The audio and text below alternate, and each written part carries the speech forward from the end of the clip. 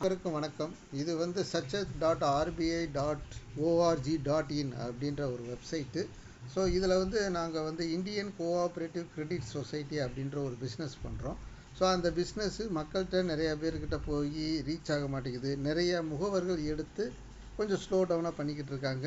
So இது மக்களுக்கும் ஏஜென்ட்டுக்கும் ஒரு அவேர்னஸாக இருக்கணுன்றதுக்காக தான் இதை உங்களுக்கு நான் பதிவு பண்ணுறோம். ஸோ இதில் பார்த்தீங்கன்னா இந்த ரெகுலேட்டர்ஸ் அப்படின்னு போட்டிருக்காங்களா, இந்த ரெகுலேட்டர்ஸ் அப்படின்னா பிஎஃப்ஆர்டிஏ அப்படின்னா பென்ஷனுக்காக பார்க்கக்கூடிய ஒரு ரெகுலேட்டர்ஸ்.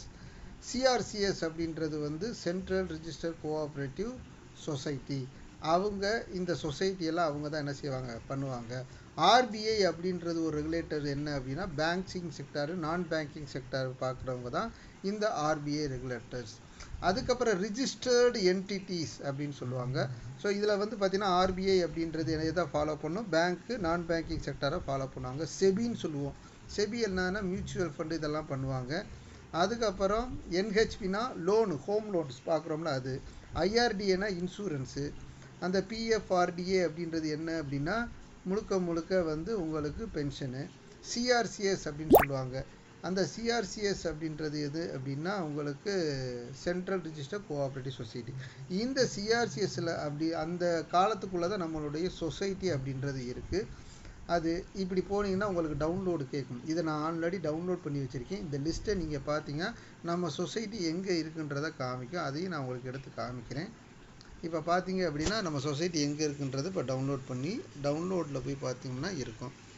ஸோ இப்போ லாஸ்ட்டாக இந்த லிஸ்ட் ஆஃப் கோஆப்ரேட்டிவ் சொசைட்டி 2.67 MBயில் இருக்கா, இந்த இதில் தான் நம்ம சொசைட்டி இருக்குது.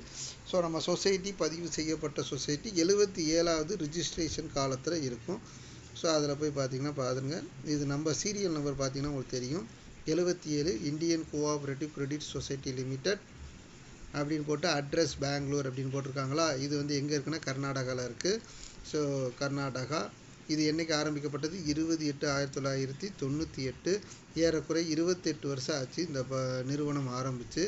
இது எந்த செக்டாரில் வருது அப்படின்னா எம்எஸ்சிஎஸ்ன்னு சொல்லுவோம், மல்டி ஸ்டேட் கோஆப்ரேட்டிவ் சொசைட்டி அப்படின்னு சொல்லுவோம். அதில் சிஆரில் 77 காலத்தில் 98வது வருஷத்தில் ஆரம்பிக்கப்பட்டது. ஸோ இதனுடைய லீகல் நம்பர் அப்படின்றது. ஸோ இது ஒரு நியூ கிரெடிட் சொசைட்டி அப்படின்றது தான் இதில் பதிவு பண்ணியிருக்காங்க. ஸோ இது அங்கீகரிக்கப்பட்ட ஒரு ஆர்பிஐ வெப்சைட்டு, அரசாங்க நிறுவனத்துடைய இணையதளத்தில் பதிவு செய்யப்பட்ட ஒரு சொசைட்டி. அதனால் மக்கள் நம்பிக்கையாக இந்த துறையில் என்ன செய்ய முடியும், நீங்கள் உங்கள் பணத்தை இன்வெஸ்ட்மெண்ட் பண்ணி அதை நல்ல விதமாக நீங்கள் என்ன செய்ய முடியும், பிரீமியத்தை உயர்த்தி கொள்ள முடியும். இந்த வாய்ப்பை சரியான முறையில் நீங்கள் பயன்படுத்திக்கணும்.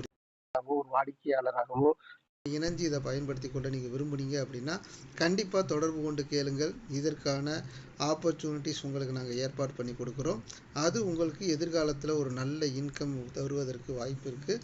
ஸோ ஏன்னா இது ஒரு விளம்பரம் இல்லாத துறை. இந்த விளம்பரம் இல்லாத துறையை இதில் பணியாற்றக்கூடிய நாங்கள் எங்களுடைய ஓன் யூடியூப் சேனல் மூலிமா உங்களுக்கு நாங்கள் தெரியப்படுத்துகிறோம். ஆகவே இதை பற்றி முழுமையாக தெரிஞ்சுக்கணுன்னு கண்டிப்பாக தொடர்பு கொண்டு கேளுங்க.